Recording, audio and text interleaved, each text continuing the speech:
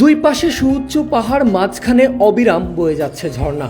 যেই ঝর্ণার পানির উপর দিয়ে সাইকেলের প্যাডেল চেপে এগিয়ে যাচ্ছে একদল তরুণ। পাহাড় পেরিয়ে তারা সবাই গ্রামে প্রবেশ করেছে, গ্রাম পেরিয়ে শহর। কিন্তু থামার নাম নেই কারোরই, কারণ তখনও তাদের গন্তব্য আসেনি। গন্তব্য কই? কাবুল আন্তর্জাতিক ক্রিকেট স্টেডিয়াম।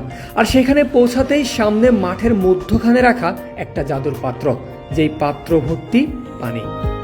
সেই পানিতে তরুণরা একে একে রাখছেন সঙ্গে করে নিয়ে আসা দৃষ্টিনন্দন নীল রঙের ল্যাপিস লালুজি পাথর। পাথর রাখা শেষে তার উপর একগুচ্ছ গম রাখতেই যেন জাদুর পাত্র নিজের কাজ শুরু করলো। এমন দৃশ্য দেখে মনে হতে পারে যেন আলিফ লায়লা চলছে, ছোটবেলার সেই প্রিয় টিভি শো, যেখানে একটু পরপরই দেখা যেত জাদু, যেই জাদুর সাহায্যে সামনে আসতো দানবীয় সব দৈত্য।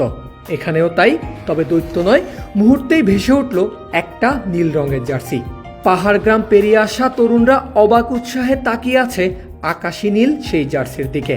পাশেই অনুশীলনে ব্যস্ত আফগান ক্রিকেটাররা। তাদের নজর সেদিকে পড়তেই এগিয়ে এসেছেন। ইব্রাহিম জাদরান, মুজিবুল হকরা জাদুর পাত্রের কাছে এলেই একে একে তাদের গায়ে ফিট হয়ে গেছে সেই জার্সি।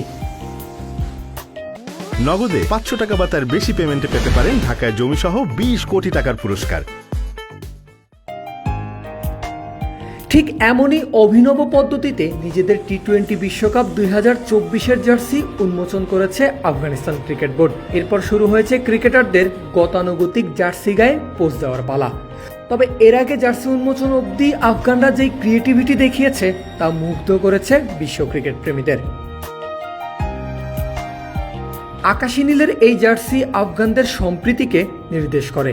সেই সঙ্গে দেশটির উপজাতি দৃষ্টিনন্দন ল্যাপিস লালুজি পাথর এবং অন্যতম প্রধান অর্থকারী ফসল গমের কারুকাজ স্থান পেয়েছে এই জার্সিতে। কদিন আগেই উড়োজাহাজে করে নিজেদের বিশ্বকাপ জার্সি উন্মোচন করেছিল ভারতীয় ক্রিকেট দল।